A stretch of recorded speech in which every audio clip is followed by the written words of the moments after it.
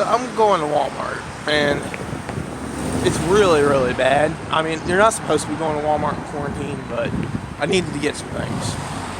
And Walmart is on this huge plateau. It's is a flat drop on three sides, and then a hill kind of on the other one side. And this is the hill side. And you can kind of see it's still kind of bad because you got a cliff going on. But they built this road that goes to Walmart. And it really didn't exist 25 years ago in the current form. They kind of built it onto this road for it to be Walmart, and they dynamited even more into it. So it's a very, very geologically unstable, as you can kind of see. It's literally rock, sandstone, that is sliding out because they really shouldn't have built anything over on this side, but I don't have any real power. But anyways, one of the things they did is they built this road, and at some parts it's 45 degrees and some parts it's 80 degrees. Some parts you have to lean forward to fight against gravity. And it's just bad. But doing this walk has made me think about like old time explorers. Like not even just European explorers, but just explorers in general. Like people in the 1800s that would go to different climates and things, and then would go back and report back what they saw. And a lot of times, most of them were honest. Sometimes you'd get people that are absolutely bullshit people, which is why like people didn't believe anything about Australia for a bit, because they're like, we fell for this shit before. But one of my favorite things is thinking about Native Americans that lived in deserts and how their traders had to interact with people in different cultures, and how different cultures would have to like deal with things. And one of the things I thought would be funny is that how they each would probably view each other as insane. Like how a person from a desert really wouldn't get the concept of coldness or snow. So they'd see this person wearing a long sleeve shirt in the middle of November, and they're, in the desert it's still 100 and something degrees, but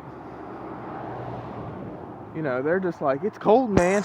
And the guys, and then the desert, tradesman really wouldn't understand what cold was until he experienced it himself.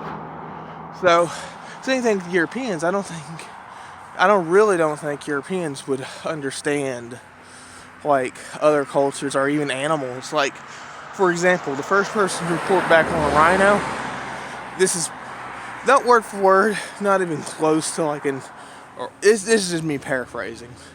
I saw a unicorn, man. It's like a pissed off horse with armor.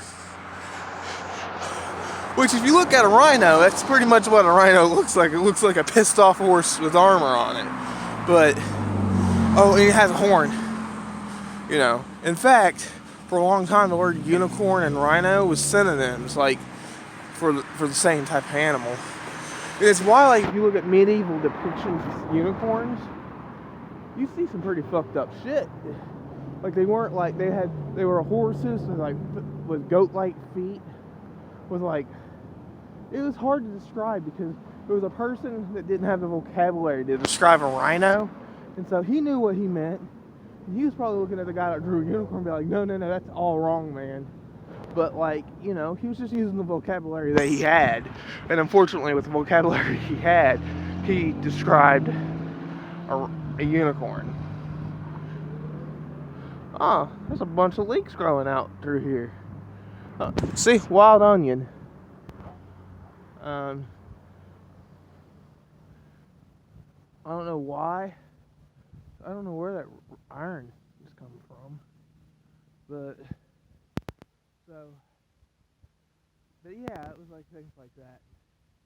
And I'm honestly, I don't know if I'm going to put this on YouTube because I'm just rambling. But I'm going to pause it until I get to around where the inside store Walmart is.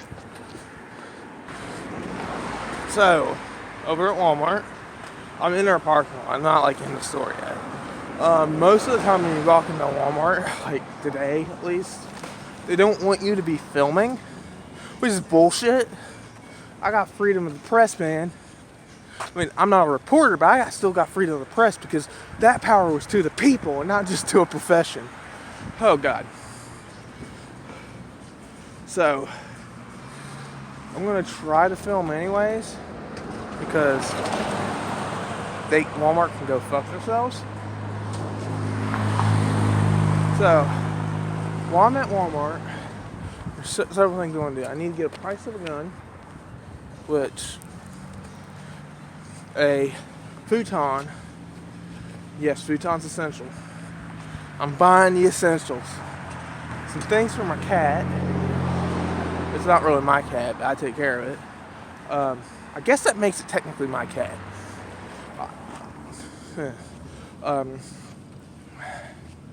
And some food. I mean, I got food at the house, but like I need some more food.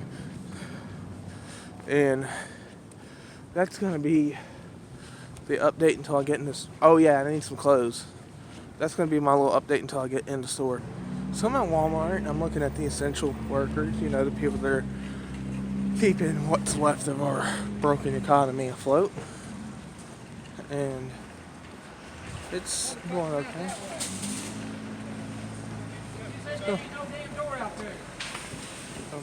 So I'm gonna go and grab this like $400 futon. It's like, I want to say 75% off.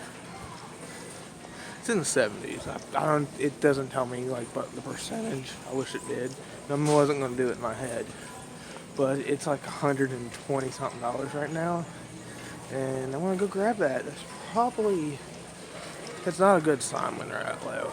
Like business wise, the business is struggling. It has to start cutting prices like that. But I don't care because it's good for me, the customer. They're out of all of them, which is nice.